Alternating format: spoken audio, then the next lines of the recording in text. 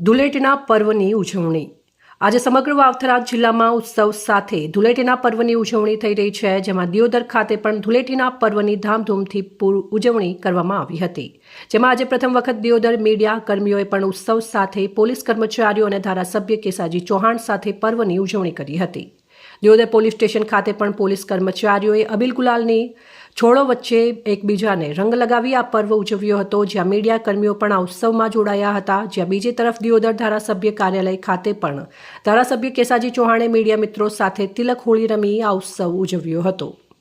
નગરના નગરજનો દ્વારા દર સાલની જેમ આ વર્ષે પણ હોળી ધૂળેટી પર્વની ધૂમધામપૂર્વક ઉજવણી કરવામાં આવી હતી, જેમાં ગીતાની મંડળ દ્વારા પણ આજનું જે ધૂળેટી એકદમ કે પાણીનો બગાડ ના થાય અને પર્યાવરણની જાળવણી થાય એની રીતે અમે બધા મિત્રોએ સાથે મળી અને એકબીજા ઉપર સાદો રંગ પાકવાળો કલર નહીં પણ સાદા કલરની એકબીજાને તિલક હોળી કરી અને આ હોળી પર્વની ઉજવણી કરવામાં આવી છે। એ બદલ દિયોદરના તમામ નગરજનોને પણ અમે નવા વર્ષની અને હોળી પર્વની ખૂબ ખૂબ શુભેચ્છાઓ પાઠવીએ છીએ।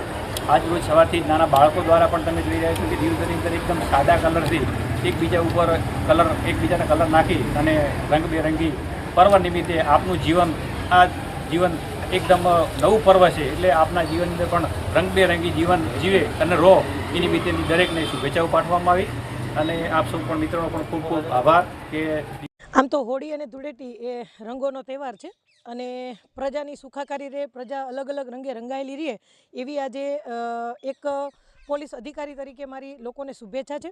સાથે જ દેશની ભાતીગળ સંસ્કૃતિ છે એ મુજબ ભાતીગળ પરંપરાગત લોકોએ પણ આવી અને એમના જે પરંપરાગત ગાણાઓ છે, પરંપરાગત જે નૃત્ય છે, વાદ્ય છે એ બધું કરી અને અમારી સાથે એમને પણ રંગેચંગે આ પ્રસંગ ઉજવ્યો છે।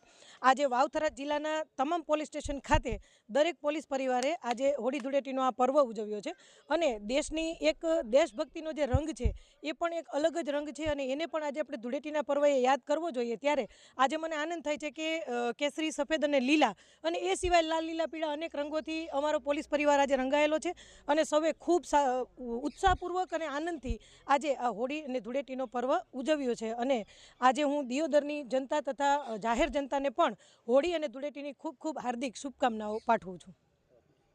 આમ તો હોળી અને ધૂળેટી એ રંગોનો તહેવાર છે અને પ્રજાની સુખાકારી રહે, પ્રજા અલગ અલગ રંગે રંગાયેલી રહે એવી આજે એક પોલીસ અધિકારી તરીકે મારી લોકોને શુભેચ્છા છે।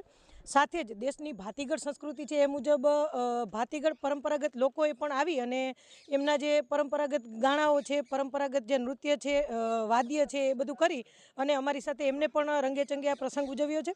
આજે વાવથરા જિલ્લાના તમામ પોલીસ સ્ટેશન ખાતે દરેક પોલીસ પરિવારે આજે હોળી ધૂળેટીનો આ પર્વ ઉજવ્યો છે અને દેશની એક દેશભક્તિનો જે રંગ છે એ પણ એક અલગ જ રંગ છે અને એને પણ આજે આપણે ધૂળેટીના પર્વએ યાદ કરવો જોઈએ। ત્યારે આજે મને આનંદ થાય છે કે કેસરી, સફેદ અને લીલા અને એ સિવાય લાલ, લીલા, પીળા અનેક રંગોથી અમારો પોલીસ પરિવાર આજે રંગાયેલો છે અને સૌએ ખૂબ ઉત્સાહપૂર્વક અને આનંદથી આજે આ હોળી અને ધૂળેટીનો પર્વ ઉજવ્યો છે અને આજે હું દિયોદરની જનતા તથા જાહેર જનતાને પણ હોળી અને ધૂળેટીની ખૂબ ખૂબ હાર્દિક શુભકામનાઓ પાઠવું છું।